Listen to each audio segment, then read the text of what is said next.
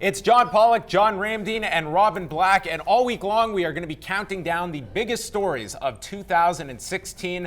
Number 5 is free agency in mixed martial arts. We knew going into this year that this was going to be a rather big story, and I think it was, mainly because of Bellator and their position in the marketplace now as they're looking to expand and grow. And we're seeing a lot of UFC fighters that believe what their worth is. Maybe they're not finding it in the UFC. They're testing the free agency waters, and some made the jump, including Benson Henderson, who was one, Matt Mitrione going over to Bellator. We had Chael Sonnen coming out of retirement and then joining Bellator as well. It's been a lot of one-way free agency thus far, with Bellator kind of being selective, and that's going to continue into the new year. I think people were unsure. It's like when Bellator said they were going to go after some of the big names, and you saw a couple of fighters. You saw Czech Congo go over to Bellator. You saw Phil Davis and Joey Beltran go over. It's like, okay, those are good fighters, but we're waiting for the marquee names. And you mentioned Ben Henderson. Ben Henderson goes over there. Matt Mitrione goes over there, and people are like, okay, but when are they going to bring the big names? And I think it's when they signed Rory McDonald. That was the big one. That was the big one for a lot of people. And it's like, holy smokes, they're willing to spend, and they rumored that it's $500,000 for Rory a fight in the Bellator organization. And I think especially if you're a fighter at the highest level, it's like, oh, I didn't realize that you could go to these other organizations and make the same type of money that you would if you're fighting in the UFC. You can't.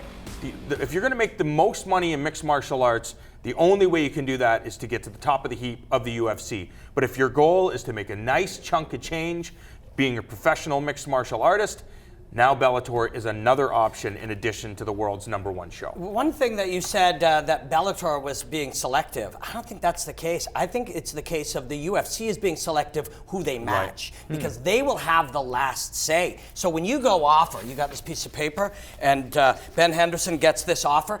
The part of the deal is it has to go to the UFC, and they have the right to match it. So they are being selective about what to match. And the reason they're doing that, we go back, the people over at Forbes, and you want to get somebody who's an expert on business and fighting in business, go to Forbes. They write some great articles about the business of mixed martial arts. And they looked at it a couple of years back and said, looking at it from a CEO standpoint, they're like, when you have one company that has a whole bunch of money and doesn't have all the talent, and the other company of a similar budget or thereabout and has all the talent, you know that some will go there. From a business standpoint, you'll watch, we're going to lose some. We can't keep them all. And so you have to be selective about who you lose. So Rory McDonald, you're like, damn, we don't want to lose that one. But can we give him $5 million when his nose has been shattered twice?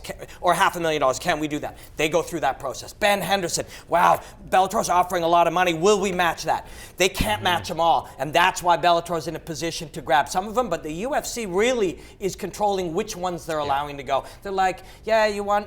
I don't think they planned on Chael, though. I think Chael pulled a fast one on his old friends at the UFC, because that dude is smart, man. I think he was one of the most valuable pickups for Bellator, just because of the wide range of roles that guy can play beyond just as a fighter, who we're going to see headline against Tito Ortiz in January, but also as just an ambassador for this company, someone that you can send out to do media, to do interviews. While we're on the topic of Chael, tell that story that you told me today. Remarkable. I don't know if anybody's read this about King Mo, who's the things he has to say about Chael Sonnen. In 2012, King Mo had a staph infection. Yeah. And he said he almost died from this staph infection. It was that bad. He said he did not know Chael Sonnen. He knew him from reputation only, being in the wrestling community. He says he got a call from Chael Sonnen saying, if you need anything, I'm there for you. I've got a bunch of money set aside. If you're hurting for cash or if you need any type of support, I'm here for you. King Mo's like, I never knew this guy before, and he says that's the type of stand-up guy that Chael Sonnen is. He goes, luckily I didn't need the help, but he was there to help me. And he goes, Chael Sonnen doesn't tell the story. I tell the story because Chael Sonnen is just that type of guy. And I don't know if Chael wants us letting out his secrets like this, but he's one of the nicest guys in the business. Over at Fox, they had to fire him due to failing some juice tests back in the day. And he speaks so highly of them, and my friends over at Fox speak so highly of him despite that situation. He leaves whatever relationships he was in with people still going, man, that Chael, I love that guy. And I bet he left the UFC like that too. Top prospect we got to talk about, Justin Gaethje, his last fight of the year going for World Series of Fighting, December 31st, free agent. And we know he makes a lot of money in World Series of Fighting. Do you believe that the UFC will say, look, we'll match the $150,000 or whatever he makes, Because, quite frankly, people don't know his name, though. They'll do it. They'll do it. And if they don't do it, Bellator will do it. yeah. And that's where the game is at right now. And that's what the guy over at Forbes, as he observed this situation, you observe it from further out. And what you have is two companies both after the same talent. And when that's happening, the one who wants the extra talent is going to offer lots of money. So that's just what's going on in there. And if you don't take Justin Gaethje, UFC, those guys will take him. And so as a result, they'll both want him. Justin Gaethje's going to make a lot of money in his next fight after this one. If you're Justin Gaethje, though, and Marlon Moraes had to deal with this year, I mean, World Series pays them very good money, and there's an incentive for them to stay there. Worth noting, Will Brooks was one of the few that did go to the UFC this year. We knew he was not that happy with Bellator as well. And when's Chandler going to the UFC? I mean, he seems pretty happy, though. He does seem happy, but as we started this one, it's all been sort of one way. The free agency traffic's been one way.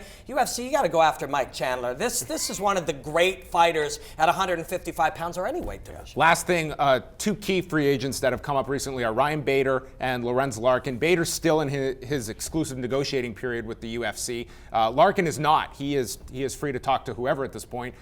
Do you see either of them leaving the UFC? I wouldn't be surprised if Bader stayed with the UFC. They've seen him in the UFC for a number of years. The 205-pound division in the UFC isn't stacked with talent, so you need some names there. I would be surprised if Lorenz Larkin re-signed with the UFC, considering the fact that he has that relationship with Scott Coker. He was a Strikeforce guy before he was a UFC guy, and I think Scott Coker would be able to use him better than the UFC was able to use him. I will bet you $100 Bader ends up in Bellator. Really? And I'm a Bader guy, as you know. I enjoy Ryan Bader's fighting, and I enjoy the way that he fights, but he's a perfect example. Do they want him? If you don't have, and they have said they want him, you can fight Phil Davis, you can fight King Mo. There's a lot of good fights for him over in Bellator, and this perfectly illustrates it. At some point, he will, if the UFC offers him something he doesn't want it, he'll be a free agent, but a free agent where they have the right to match. So he'll get an offer from Bellator, the UFC will look it over and be like, we can't keep them all. There's so much money out there, we won't be able to keep them all. We're going to have to let Ryan Bader go. And I think that's what's going to happen. I think that's what's happening with Joe Duffy right now. His contract is expired with the UFC. They've given him an offer. He's not satisfied with the offer. Do they have an opportunity to go back again and again until both sides are satisfied? I think the last thing is whatever offer you get when you go somewhere else, they have that right to match. If they don't, that's over, you're gone. This was our number 5 story of the year. I think it's going to be just as big a story in 2017 with lots of contracts coming due, but it is our number 5 story for 2016.